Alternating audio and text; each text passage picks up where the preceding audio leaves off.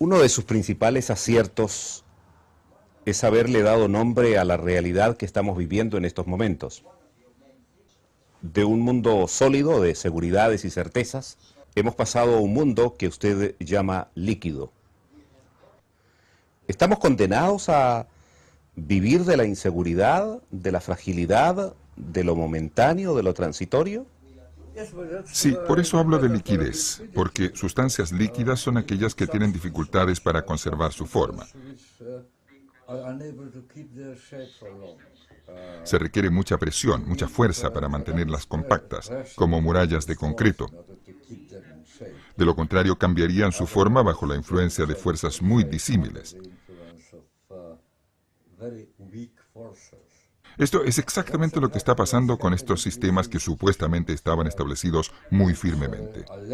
Me refiero a estructuras institucionales que originalmente se encontraban especialmente arraigadas en el sistema.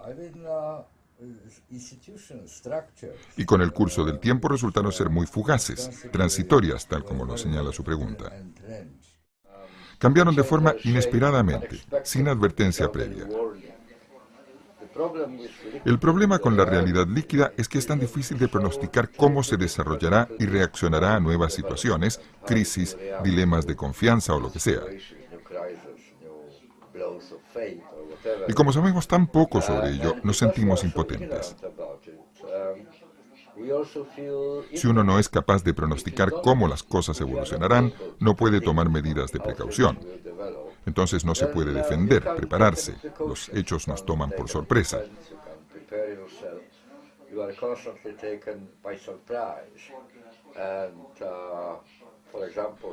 Por ejemplo, en este mismo momento en el que estamos hablando, las personas más importantes, más influyentes en el mundo, están luchando con la idea de cómo reaccionar a algo que pasó inesperadamente, la crisis crediticia.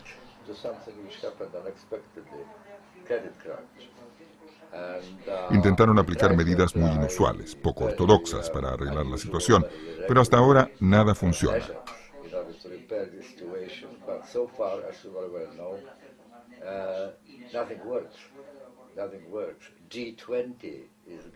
El G20 se reúne en Inglaterra para hablar del tema, pero la gente que vino estaba muy dividida. No existe una idea unánime para arreglar la catástrofe que nos ha alcanzado.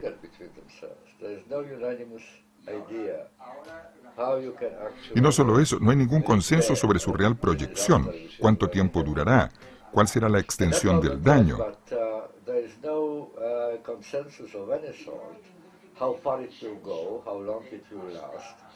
En Estados Unidos, en América Latina, en España, Gran Bretaña, Alemania, Francia. Cosas insospechadas acontecen en todas partes. Y para colmo de la ignorancia tenemos el irritante elemento de ser impotentes, de sentir que podemos hacer muy poco o nada. Es una presentación muy dramática de algo que está profundamente arraigado en nuestra manera de vivir la vida de hoy en día. Por eso se llama la modernidad líquida. Es como si todo estuviera patas arriba comparado con la situación de hace 150 o 200 años, tiempo de la modernidad sólida, cuando todo parecía más duradero, más perdurable, mucho más sólido. Ahora, gente de 30, 40 años no tiene ni idea lo que va a pasar con ella cuando tengan 60 o 70 años. La planificación del futuro desafía nuestros hábitos y costumbres, las capacidades que aprendimos para superar los escollos del camino.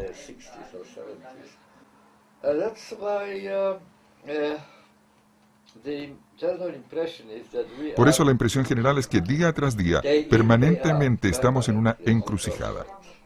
Hay muchos caminos hacia diferentes direcciones y no sabemos muy bien qué sendero transitamos. Si el mundo está regido por un individualismo exacerbado, ello sería una de las mejores demostraciones que existe una suerte de claudicación de lo que llamamos sociedad. No obstante, aquí y allá surgen movimientos sociales, protestas juveniles, comités de la más variada naturaleza. En las pancartas se puede leer "Juntos podemos", "Otro mundo es posible". Y ello naturalmente en mayor medida en los países pobres. ¿Debemos ser esperanzados y pensar que el paciente terminal se está recuperando milagrosamente? Lo que usted indica es muy importante.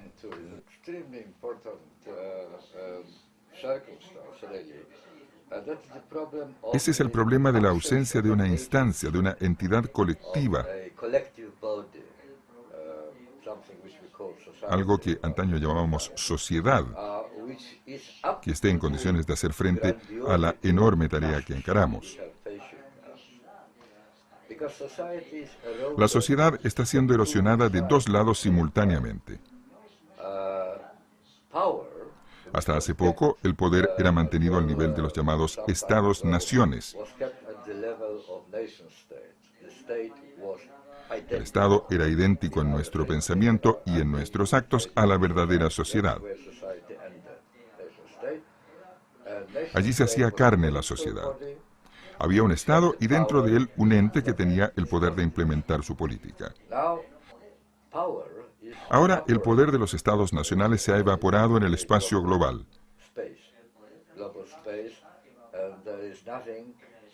En la globalización no hay nada que recuerde ni siquiera vagamente a un tipo de ente como el gobierno de un Estado nacional soberano.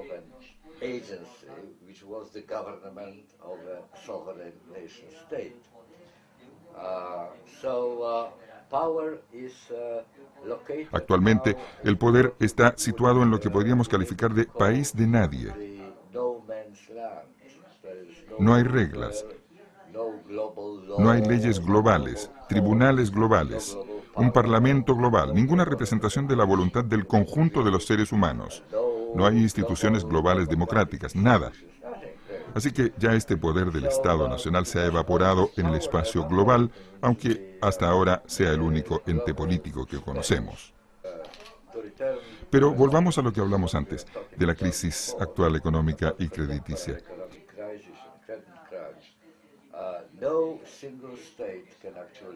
Ningún Estado es capaz de resolver el problema porque es un dilema global. El poder es global, pero la política es local.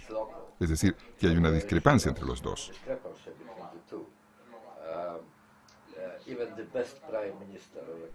Incluso el mejor primer ministro de un país no tiene la capacidad para hacer frente a las causas globales del problema. Esta es una circunstancia donde la sociedad está desapareciendo porque, como dije, el poder se evapora en el espacio global. Por otra parte, tenemos la tendencia opuesta. Usted mencionó la individualización. Usted y yo somos individuos de jure, somos individuos por decreto. Funciones asumidas hasta hace poco por los estados, que eran poderosos, ahora son traspasadas a individuos que tienen que encontrar soluciones a problemas que ellos no han causado. Pero los individuos son lo suficientemente inteligentes e inventivos para encontrar frecuentemente alternativas al problema que se enfrentan. La cuestión es que ser un individuo de jure es diferente a ser un individuo de facto.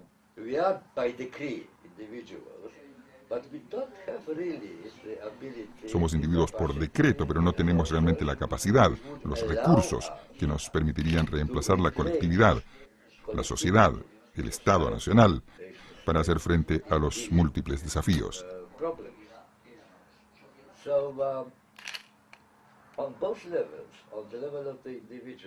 Entonces, en ambos niveles, en el del individuo y en el del Estado nacional, tenemos la misma situación: ausencia de instituciones capaces de hacer frente a la enormidad de los desafíos.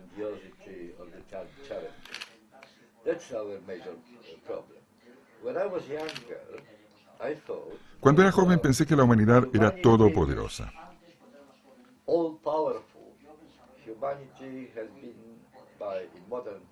En los tiempos modernos, la humanidad fue declarada divina. La especie humana tenía que reemplazar al Dios Todopoderoso e instaurar el orden que Dios, por alguna razón, no introdujo en la vida humana. En mi juventud, hace más de largo medio siglo, el único problema para la humanidad era que no estábamos muy seguros. que no teníamos suficiente conocimiento del qué hacer.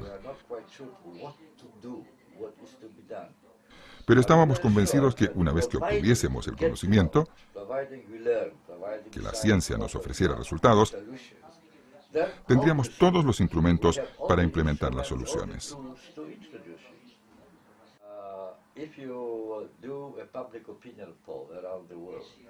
Creo que si efectuáramos hoy un sondeo en el mundo entero y preguntáramos a la gente qué es lo que hay que hacer para salvar a la humanidad,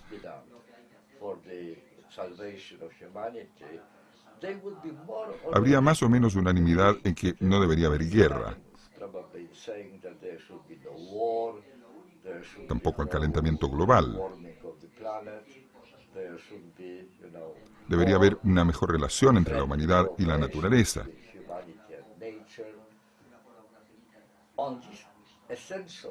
Hay un consenso general sobre estos valores esenciales. Sin embargo, el problema hoy día es quién hace la tarea. Los estados son demasiado débiles. He pensado mucho sobre la globalización, lógicamente. He escrito mucho sobre ello.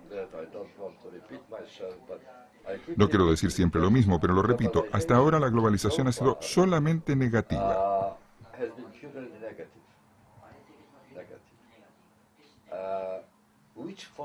¿Cuáles son las fuerzas que globalizan?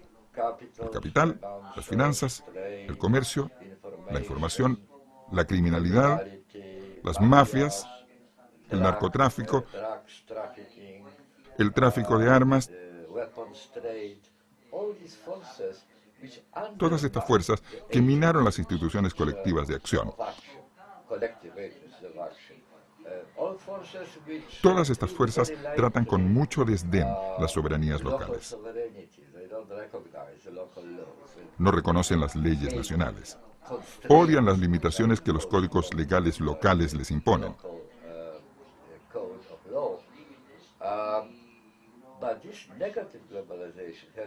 Esta globalización negativa no ha sido seguida por una globalización positiva. Una globalización positiva sería construir en el espacio global un equivalente, no copias. Tiene que ser diferente a lo que tenemos actualmente. Por lo que nuestros antecesores, padres, abuelos, bisabuelos lucharon.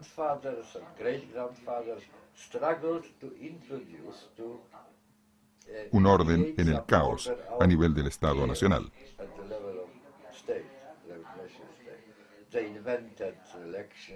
Ellos inventaron elecciones, instituciones democráticas, partidos políticos, gobiernos, tribunales independientes.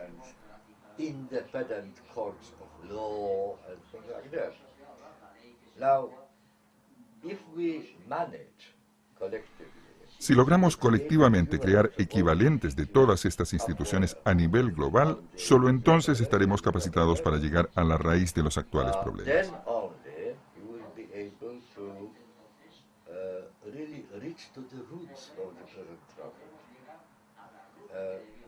Hay que recuperar el poder de hacer cosas, implementar acciones que la gente quiere que se hagan, para las que no tienen instrumentos, capacidad, recursos para ponerlas en práctica.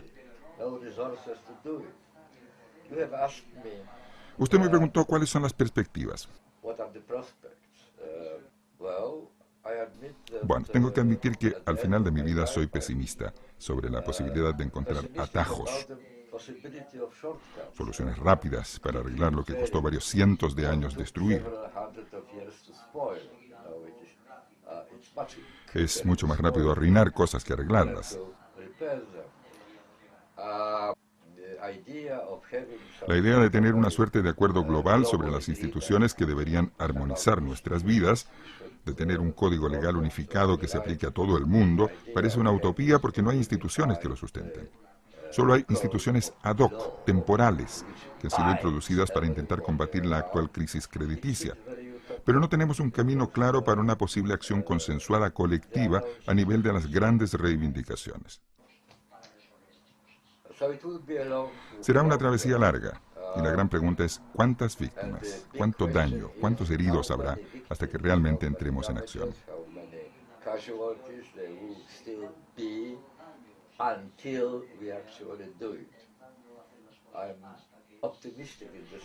Soy optimista en el sentido de que no es la primera vez que la humanidad se ve enfrentada a un nuevo escalofriante fenómeno.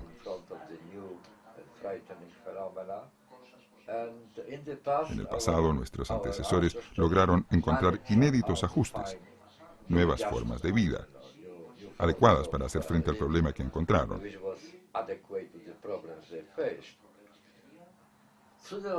Espero que tarde o temprano lo hagamos. El otro problema es que no creo que tengamos una idea muy clara de cuál debe ser la forma de la reparación, la restauración.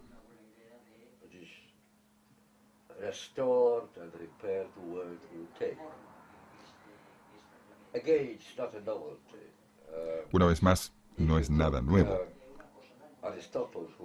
Si, por ejemplo, lleváramos a Aristóteles, quien de hecho fue el primer gran filósofo que escribió extensamente sobre la democracia, a Madrid, a Buenos Aires, a Londres, a una sesión del Parlamento local, le parecería muy interesante.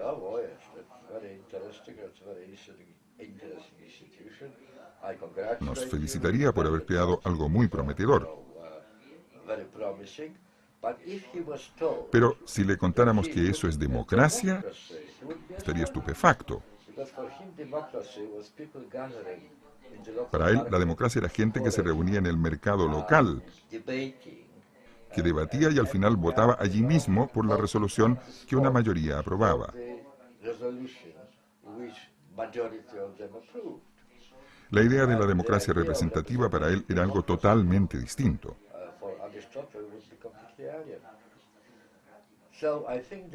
Como si usted o yo fuéramos invitados por futuras instituciones globales, probablemente diríamos que son muy simpáticas, pero estaríamos muy sorprendidos cuando nos dijeran que ello es el Parlamento. El Parlamento era una institución hecha a la medida del Estado-nación, unidad étnica.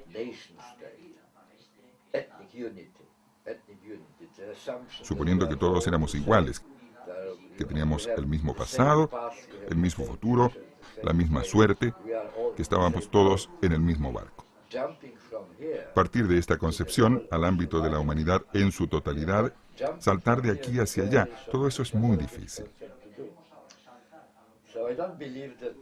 Por eso no creo que resolvamos muy pronto el problema.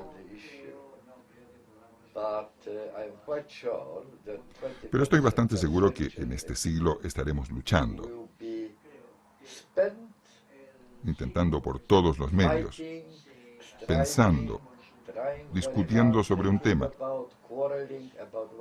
¿Cómo restablecer el equilibrio entre política y poder? Porque ahora la política es local y el poder es global. Y finalmente estamos todos expuestos a estas mareas de la modernidad líquida. Es como si un tsunami tras otro nos alcanzara. No sabemos de dónde vienen, así que creo que la restauración del equilibrio entre la política y el poder es el dilema más acuciante de la agenda.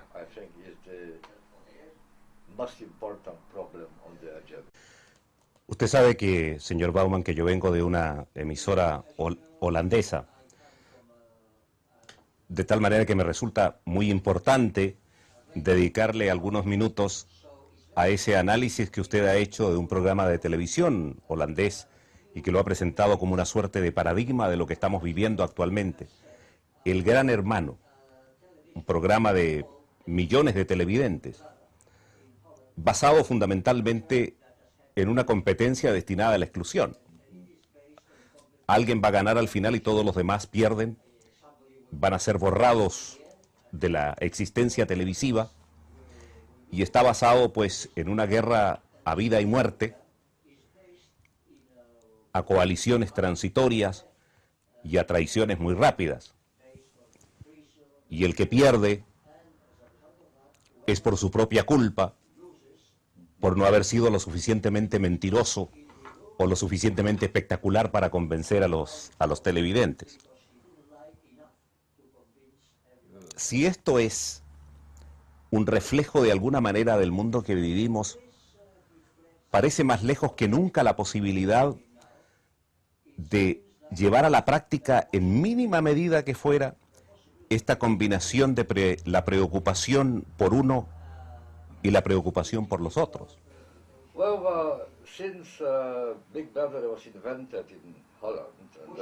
Desde la invención del Gran Hermano en Holanda y vendido a las compañías internacionales, la descripción al comienzo era diferente.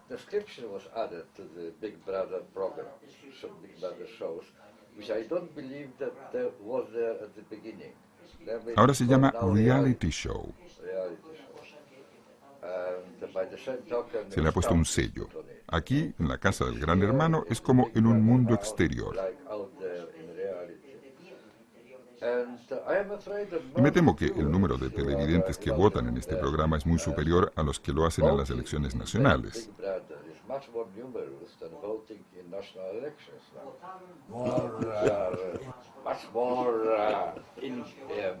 Espiritualmente, la gente está mucho más comprometida con lo que pasa en la casa que en las luchas y disputas entre los políticos de alto nivel.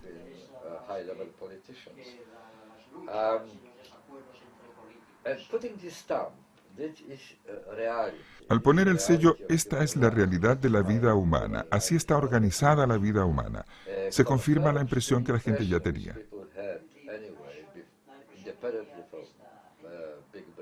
Sobre los hechos, la convicción de que la vida está organizada de tal manera que la exclusión es una ley natural.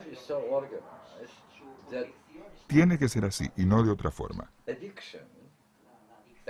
En el show de Big Brother, todo el que sea débil tiene que ser excluido. No es que toda persona débil fracase, pero es una ley de la existencia, la regla de la casa, que una persona tiene que irse.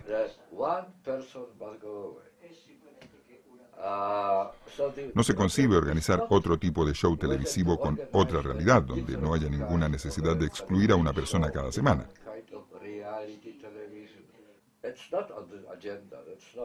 No forma parte de la agenda. Simplemente no se discute el principio de la exclusión. Lo único que queda es asegurarse que no eres tú quien será excluido por otra persona.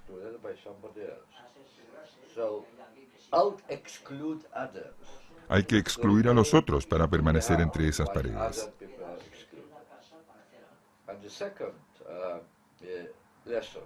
La segunda lección del show de Big Brother y otros espectáculos similares es que juntar fuerzas, actuar conjuntamente, crear equipos, comunidades, es temporalmente útil.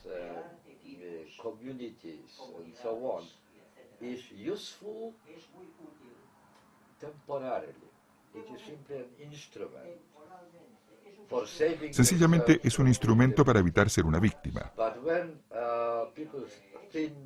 Pero cuando ya quedan pocos se olvidan los equipos, la lealtad, la solidaridad. Cada cual intenta salvar su propio pellejo.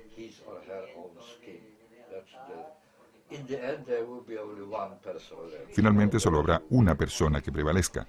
Todos los demás serán víctimas.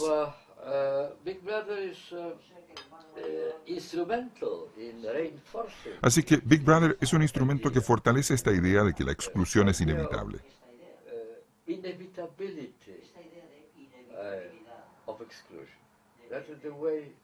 Así están organizadas las cosas. No hay lugar para todos. Todo el mundo vive con ese peligro, lejano o próximo, de ser excluido. Creo que es la fuente más importante de la que emana el miedo contemporáneo. Big Brother es de alguna manera una posibilidad para reforzar esta convicción. Pero, por otra parte, yo no culpo a ese señor que inventó Big Brother. Él no creó esta situación porque ya existía, y eso explica el enorme éxito del programa. ¿Por qué tanta gente lo mira? ¿Por qué están tan interesados, atraídos?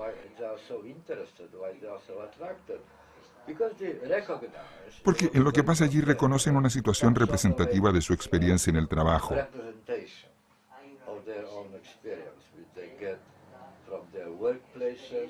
donde hay despidos con regularidad y en tiempos de crisis despidos masivos.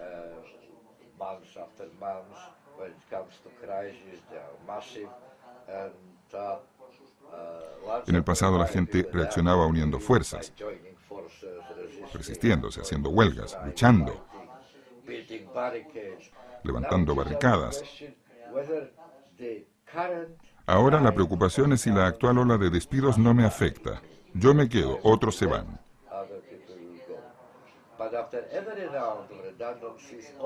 Pero después de cada ronda de despidos, toda la gente que queda momentáneamente a salvo tiene incluso más miedo que antes.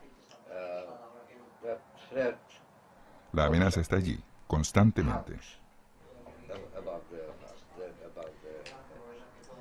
Usted sabe que hay mucha gente que piensa que los medios de comunicación somos responsables de, por lo menos, la profundización de los males del tiempo que vivimos. ¿Usted comparte esa crítica?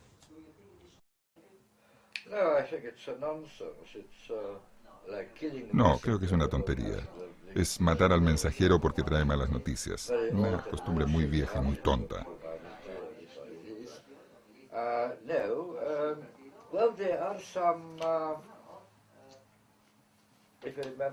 Recordemos Marcel McLuhan, quien habló de los medios internacionales.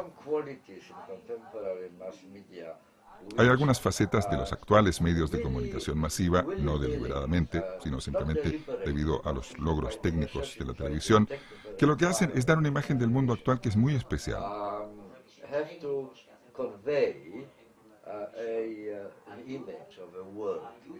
Se consigue una interpretación muy distinta de la realidad cuando se lee un libro en la biblioteca. Rodeado por estudios históricos, se aprende sobre el mundo de una manera muy diferente que cuando uno está expuesto a las noticias de la televisión.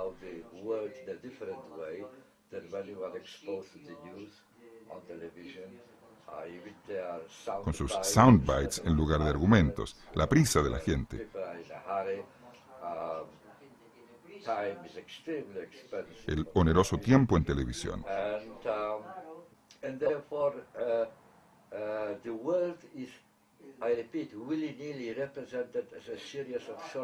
Y en consecuencia, el mundo es representado como una serie de episodios breves.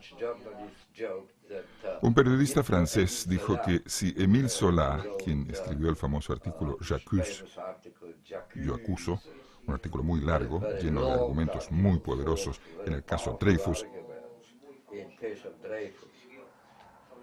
si le hubiesen dado tiempo en la televisión, habría tenido solo tiempo para gritar yo acuso, y después se habría dado paso a la publicidad u otra cosa. No habría dispuesto de tiempo para defender el caso. Es un ejemplo. La estrategia es pasar rápidamente de un tema a otro. Hay 25 minutos de noticias, pero con 25 temas distintos.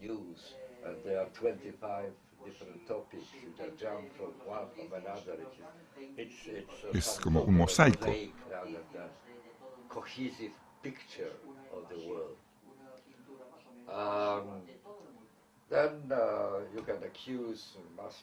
Se podría acusar a los medios de comunicación masiva por crear personalidades, caras familiares en lugar de autoridades.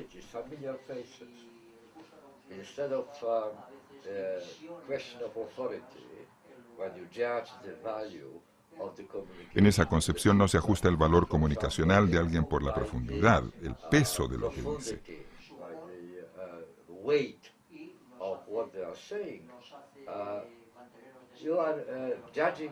Se juzga la información por la personalidad que la esboza. Es el sistema de celebridades, caras familiares. Estamos acostumbrados a verlas en una hora determinada, las escuchamos.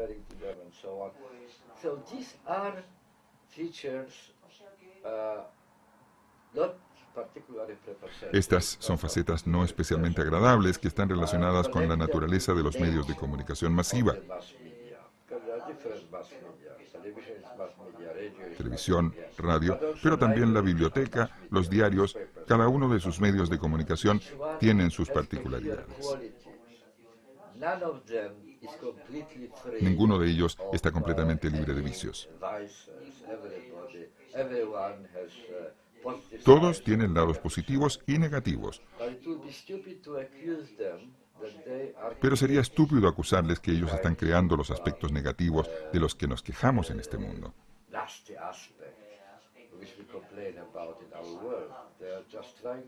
Los medios simplemente hacen lo que pueden. Intentan presentar una aproximación verdadera de la realidad. Otra de las cosas importantes de la vida de hoy, esta falta de compromiso, este deseo de la gente de disfrutar de los aspectos lúdicos, hermosos de cada realidad y eludir aquellos que tengan que ver con la responsabilidad y con el compromiso. Le quiero contar un ejemplo que no aparece en sus libros, pero que hoy, viniendo a Leeds, me lo encontré casualmente en un diario español. Dicen que hay una cárcel en Rusia que se está empleando turísticamente. Entonces los turistas reciben un traje de presidiario de los tiempos de Stalin y tienen derecho, por un precio módico de 100 euros, a pasar un día en condición de perseguido por el régimen de Stalin. Incluso pueden trabajar en los talleres donde trabajaban estos reprimidos y recibir el mismo rancho que tenía esta gente. Y ha tenido un éxito tremendo porque la gente sale feliz de allí. ¿Por qué hemos llegado a esto? El arrancarnos del compromiso, el solo querer la parte bonita de la historia.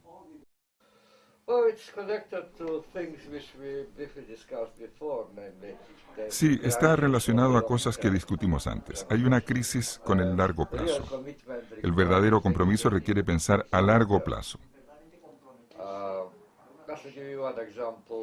Le daré un ejemplo, no de Rusia, sino de Estados Unidos. Henry Ford, el héroe, la encarnación de lo mejor de la energía humana,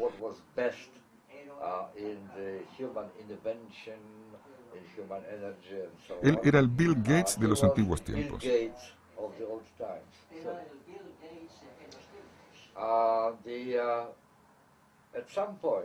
En algún momento, cuando Henry Ford envejeció, duplicó los sueldos de sus trabajadores.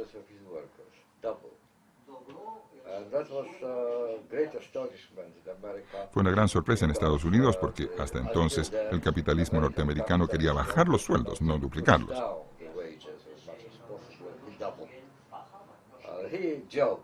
Fue un hombre con buen sentido del humor y dijo que lo hizo porque quería que sus trabajadores pudiesen comprar sus coches. Naturalmente no era una explicación porque no se sabía cuántos coches podrían comprar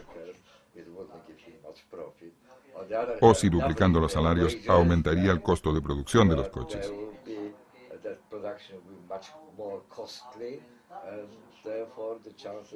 Y en consecuencia era probable que las ventas bajarían. Entonces, ¿por qué lo hizo? Porque quería que sus trabajadores se quedaran en sus fábricas.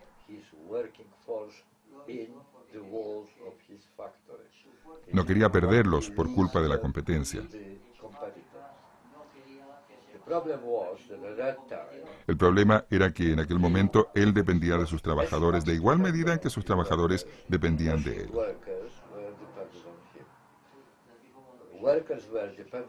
Los trabajadores dependían de Henry Ford para poder vivir, y su riqueza dependía de sus trabajadores. No podía, como los actuales capitalistas financieros, apretar un botón en su laptop y enviar capital a Malasia, por ejemplo, en lugar de tenerlo en París.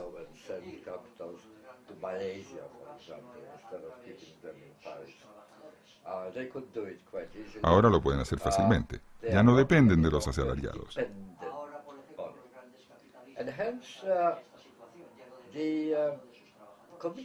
Por eso, el compromiso está en crisis.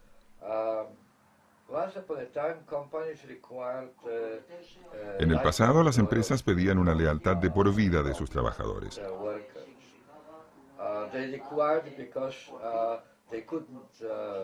porque no era tan fácil trasladar la maquinaria, los edificios de un sitio a otro.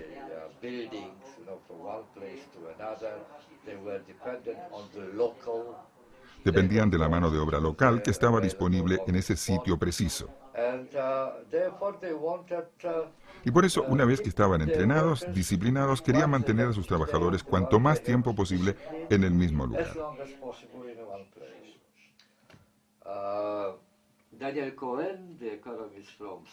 Daniel Cohen, el economista de la Sorbona en Francia, dice que cuando los hombres jóvenes iban a Renault para ser aprendices y trabajar en la fábrica de coches, podían estar prácticamente seguros que durante toda su vida laboral trabajarían en la misma fábrica.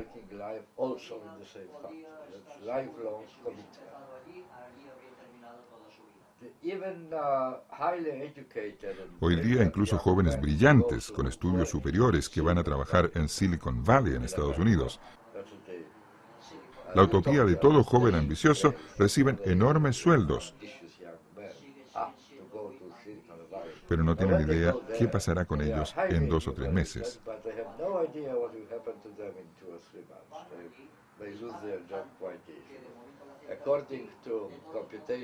Según cálculos hechos antes de la crisis crediticia por el sociólogo Richard Sennett sobre las perspectivas de estadounidenses con alta formación profesional, se demuestra que el americano medio con estudios universitarios que entra actualmente en el mercado laboral puede esperar que tendrá que cambiar de lugar y de tipo de trabajo al menos 11 veces antes de jubilarse.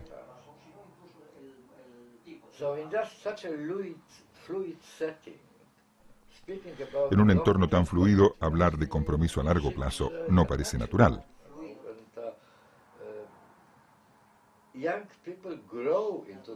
La gente joven crece en medio de esta situación. Los sociólogos constatan que la mayor preocupación de los jóvenes no es tener un empleo estable para toda la vida.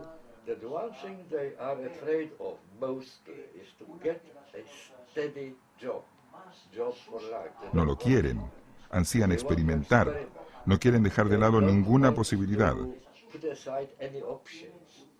Quieren mantener abiertas todas las alternativas. Me acuerdo especialmente de una niña de 19 años a quien se le preguntaba cuáles eran sus planes de vida.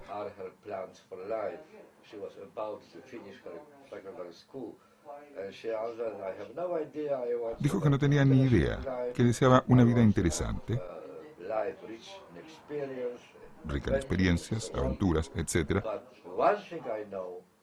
Pero lo que sí sé es lo que no quiero en mi vida.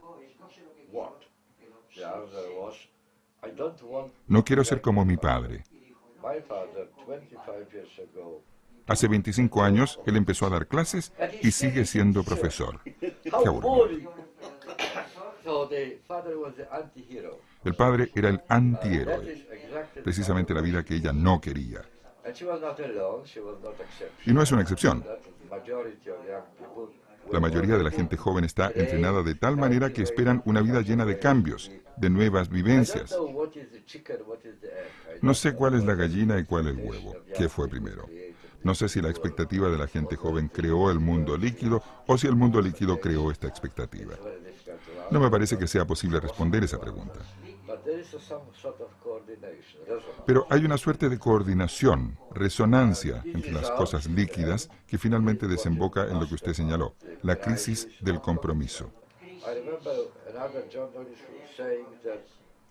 Me acuerdo de otro periodista que decía que en estas condiciones casarse es como embarcarse en un viaje por el océano sobre papel secante.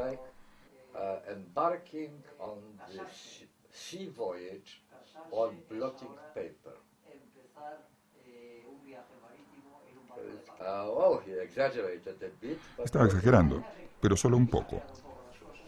Una frase suya muy significativa. No hay solución local para problemas globales. Uno de los problemas globales más importantes de este momento es naturalmente la crisis económica que usted ha mencionado a través de esta conversación. ¿No tiene usted la impresión que se están poniendo parches al problema ¿Y no se está resolviendo el problema de forma global? Yes, well, I don't see any attempt yet, serious attempt. Todavía no veo ningún intento serio para elaborar una solución global a la actual crisis económica. I see, on the contrary, tendencies. Por el contrario, veo tendencias para hacer resurgir algo que parecía haber terminado cuando llegó la globalización: el proteccionismo local.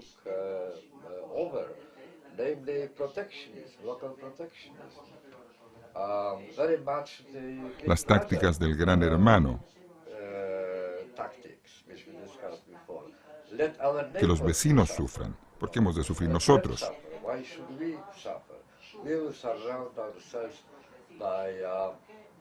Nosotros nos protegemos con un sistema de impuestos que debería salvaguardar nuestra economía de esta crisis global.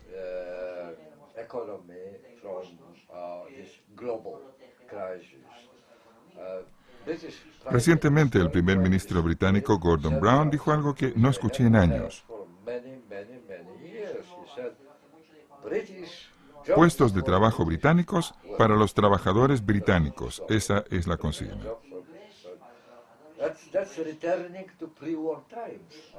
Volvemos a la época anterior a la guerra. 20 países acudieron a la conferencia de Londres. 17 ya han introducido medidas proteccionistas. Y llegaron a Londres para discutir medidas conjuntas aplicables a todos los países. No tengo ni idea cómo lo harán. No espero que los resultados de esta conferencia ofrezcan ningún resultado sólido que ataque la raíz del problema.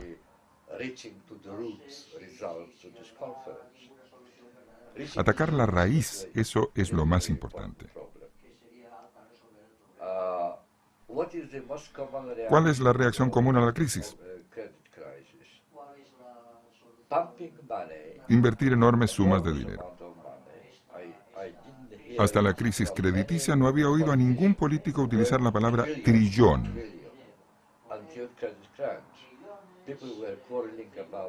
Los políticos se peleaban sobre cientos de millones, a veces miles de millones. Ese era el límite de nuestra imaginación.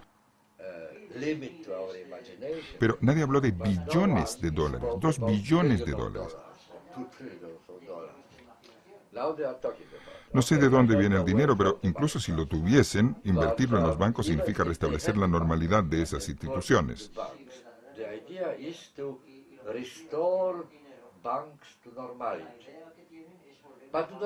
Pero si la normalidad es la razón de la crisis,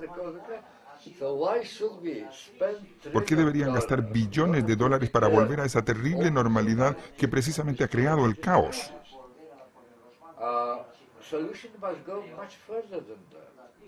La solución debe ir más allá. Hay que atacar las raíces de la cuestión. Esas están muy metidas en nuestra forma de vivir.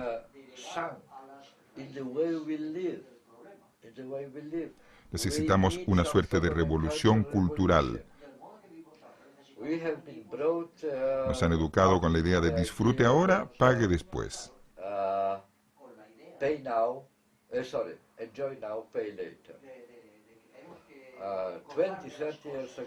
Hace unos 20, 30 años, los bancos descubrieron algo maravilloso.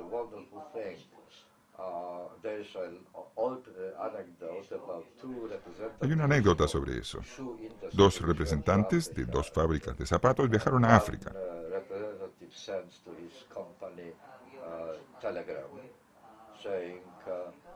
Uno de ellos envió un telegrama a su empresa diciendo: no envíen zapatos, todo el mundo anda descalzo.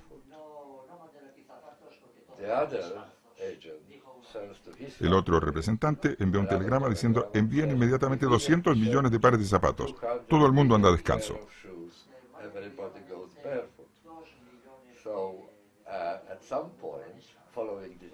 En otras palabras, los bancos descubrieron que la gran mayoría de la gente no pedía dinero. Vivían según sus posibilidades.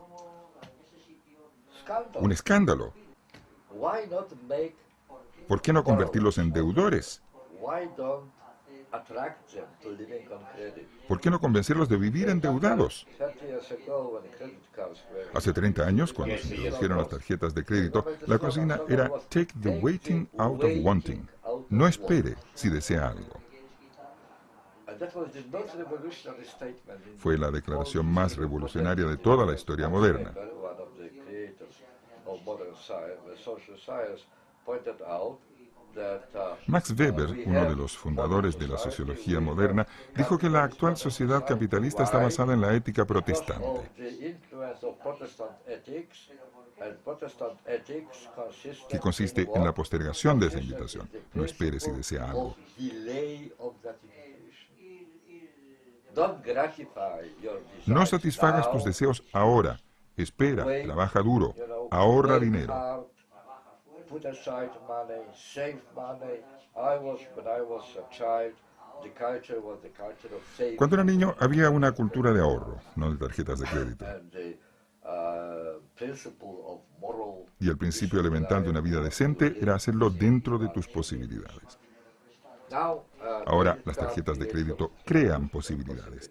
pay now, enjoy now. Disfrute ahora, no espere, pagará después. Pay later, Pagará después en pequeñas cantidades. written in a small print, later. So we spoke about Más tarde está muy lejos, a años luz. ¿Quién se preocupa de más tarde? ¿Quién sabe cuándo llega más tarde? years away. Who is worrying about later? Who knows what later will be like? And bank and credit crunch today La crisis bancaria y crediticia no es el resultado del fracaso de los bancos, todo lo contrario, es el resultado de su enorme éxito. success.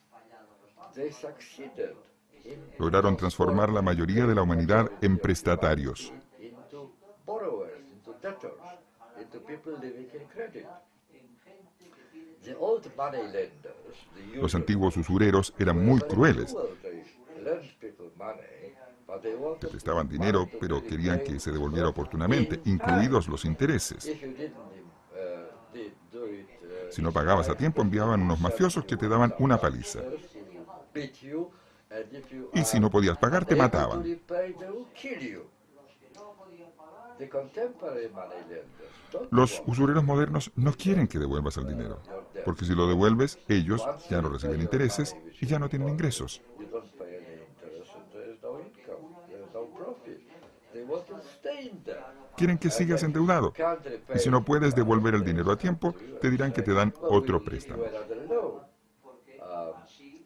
So, of course you have to Naturalmente, en el futuro tendrás que devolver más dinero, pero en esos momentos pagas tus viejas deudas y encima tendrás unos cientos de dólares para gastar en tus vacaciones. we will still leave several hundreds of dollars to enjoy yourself on this occasion.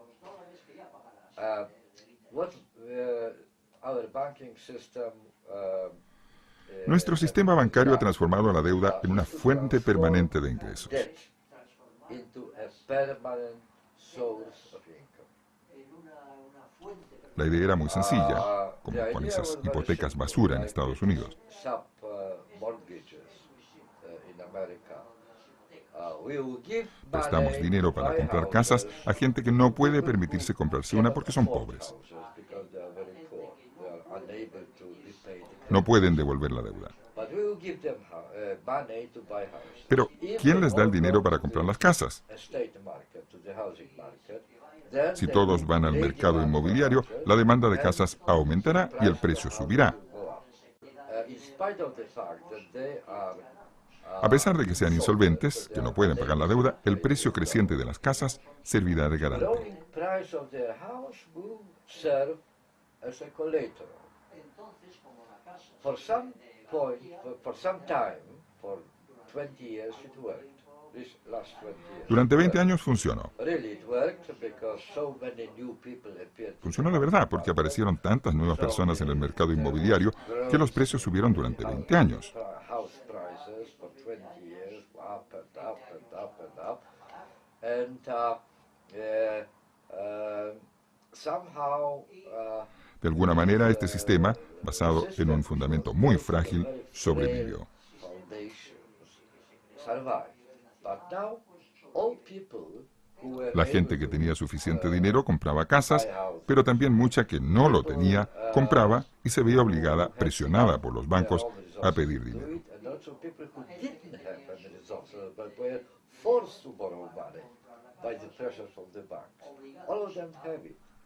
Todos lo han hecho. Se alcanzó el límite y de repente el colapso total. En Estados Unidos, probablemente la mayoría de la gente vive en casas cuyo valor es inferior al dinero que solicitaron para comprar las casas.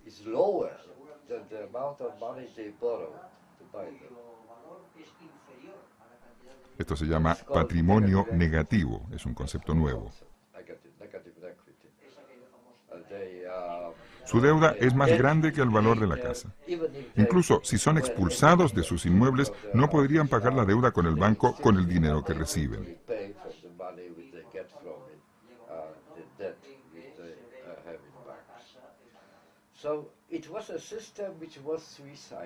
Es un sistema suicida.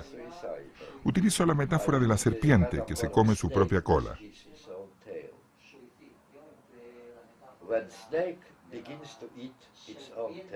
Cuando el reptil comienza a comer su propia cola, en un principio le encanta, pero tarde o temprano ya no es capaz de digerirla.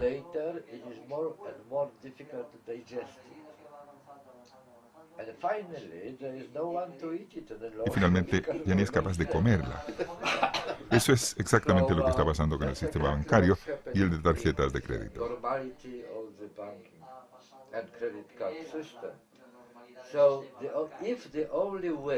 Si la única manera de combatir esta crisis es volver a la normalidad, nos avecinamos a una catástrofe.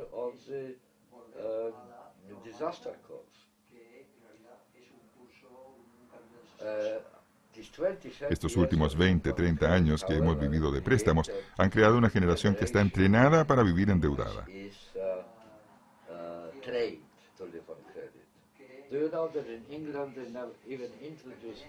¿Sabe que en Gran Bretaña incluso hoy día los estudiantes están obligados a vivir de préstamos?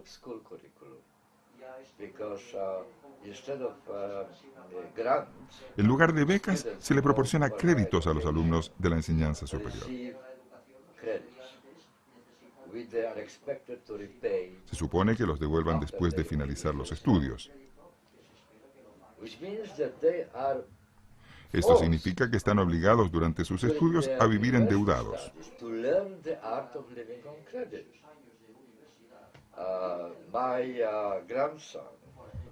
Mi nieto, un brillante estudiante de arquitectura, ya tiene una deuda de 30.000 libras esterlinas.